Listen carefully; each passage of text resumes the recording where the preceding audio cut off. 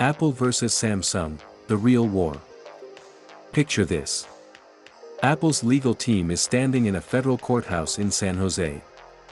They've sued Samsung for over $2 billion, accusing them of copying the iPhone and committing one of the biggest acts of corporate theft in tech history. That same week, Apple is wiring billions of dollars directly into Samsung's bank account. For the very components that go inside the iPhone. Let that sink in. Apple is suing Samsung for billions, while simultaneously paying Samsung billions. This is one of the most bizarre and fascinating business relationships in modern history. Two companies. Two visions. Two completely different paths to the top. This is the real war between Apple and Samsung. To understand this rivalry, you need to go back to the beginning. Because these two companies weren't just different, they were opposites. Apple was born in 1976 in a garage in California. Steve Jobs started with one obsession: build technology so beautiful that people would fall in love with it. Not just use it. Love it. Samsung's story couldn't be more different.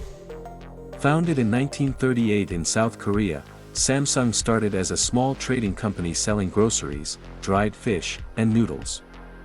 Nothing in that early business suggested Samsung would one day power the world's most advanced smartphones.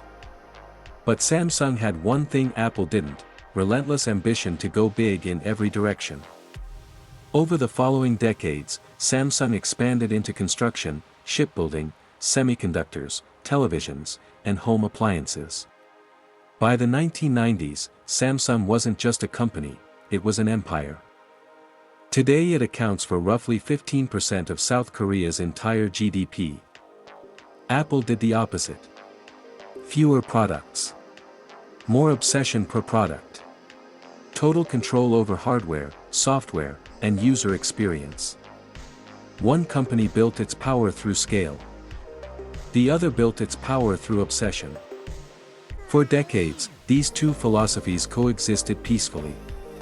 Then 2007 arrived. January 9, 2007.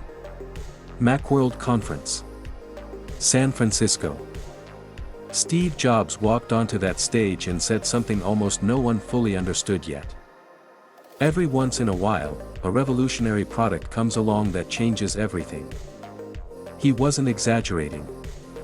The original iPhone had no physical keyboard. No stylus. Just a glass screen and software the world had never seen. In the first year, Apple sold over 6 million units. By 2010, 40 million. The smartphone industry was never the same. For Samsung, the iPhone was a 5-alarm fire. Their entire phone lineup looked ancient overnight. Samsung's executives knew: respond fast or become irrelevant. So they moved. Fast. Big. By 2009, the first Galaxy devices launched. By 2011, Samsung was selling more smartphones than any other company on the planet. Not Apple. Samsung. The student had overtaken the teacher. And Apple was furious. April 2011. Apple sued Samsung in federal court. The accusation: Samsung had copied the iPhone. The rounded corners. The grid of icons. The bounce animation. The pinch to zoom. Apple claimed Samsung had photocopied their product and sold it to the world. Steve Jobs was personally enraged. According to Walter Isaacson's biography, Jobs said, "I will spend my last dying breath if I need to, and I will spend every penny of Apple's $40 billion in the bank, to right this wrong." This wasn't legal strategy. This was war. Samsung fired back with countersuits across 9 countries. Courts in the US, Germany, Australia, South Korea, France, Japan, and beyond became battlefields. In August 2012, the jury delivered its verdict: Samsung owed Apple $1.05 billion. The largest patent verdict in US history at that time. The battle dragged on for 7 years, finally settling in 2018 for an undisclosed amount. 7 years. Hundreds of millions in legal fees. Courtrooms on 5 continents. And the whole time, both companies kept doing business with each other. Here's the part most people never hear. Even at the height of the legal war, Apple was quietly paying Samsung approximately $7 billion per year for components. $7 billion per year. Why? Because Samsung had built something even Apple couldn't replicate, the most advanced semiconductor and display manufacturing infrastructure on Earth. Samsung's OLED screens were among the best ever made. Their memory chips were class-leading. When Apple needed components at the quality and scale the iPhone required, the list of companies who could deliver was short. Samsung was always at the top. So one Samsung division competed directly against Apple. Another Samsung division supplied the parts that went inside Apple's products. Apple paid Samsung. Samsung used that revenue to improve Galaxy phones. Better Galaxy phones pushed Apple to innovate faster. Faster Apple innovation pushed Samsung to build better chips. Better chips made the iPhone better. The rivalry was making both of them stronger. Apple has worked hard to reduce this dependency, building their own M-series and A-series chips, bringing in TSMC from Taiwan, diversifying suppliers around the world. But even today, Samsung remains one of Apple's key component partners. The war never ended. The partnership never ended. They learned to coexist. So how did each company try to win? Apple built an ecosystem. The iPhone was just the entry point. AirPods, Apple Watch, Mac, iPad, iCloud, Apple Music. Every product made every other product better, and made it harder to leave. Switching from iPhone to Android didn't just mean a new phone. It meant losing iMessage, AirDrop, Apple Watch, AirPods, everything.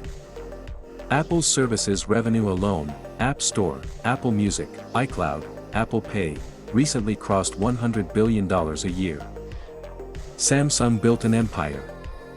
Budget phones. Flagship foldables. TVs, washing machines. Memory chips. Car displays. If technology is being built anywhere in the world, Samsung wants to be part of it. And here's Samsung's hidden superpower: they profit whether Galaxy wins or loses. Because the chip inside your phone, whatever brand, was likely made with Samsung memory. The OLED screen on a competitor's device was probably built in a Samsung factory. Apple wins by making you love their products. Samsung wins by being inside everyone's products. So where does this war stand today? Samsung leads in global market share, around 20% of all smartphones. Apple sits at roughly 17%. But market share tells an incomplete story. Apple captures approximately 85% of all smartphone industry profits. Fewer devices. Higher prices. Extraordinary margins. Samsung dominates in volume. Apple dominates in profit. The new battlefield is AI. Apple has built Apple Intelligence, on-device AI that keeps your data private. Samsung partnered with Google to bring Galaxy AI, real-time translation, smart photo editing, and more. The next decade won't be won by who has the best camera. It will be won by who controls the best AI and the chips that power it.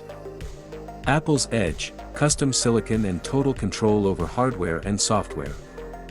Samsung's edge, they manufacture the advanced memory chips AI runs on, so they profit no matter who wins the software war. Here's the truth this entire story has been building toward. Most people ask, who won? That's the wrong question. The right question is, what does it take to build something that lasts? Apple answered with obsession. With the courage to say no to 100 things so they could say yes to one perfect thing. Samsung answered with scale. With the vision to be not just a brand, but the infrastructure the entire tech industry runs on. neither company destroyed the other. They made each other better. Every Samsung breakthrough pushed Apple's engineers harder. Every Apple innovation pushed Samsung's factories further. The greatest rivalries in business history don't end with one winner. They end with two companies stronger, sharper, and more valuable than they ever could have been alone. That is the real war between Apple and Samsung. And right now, it's still being fought. Inside the device you use to find this video,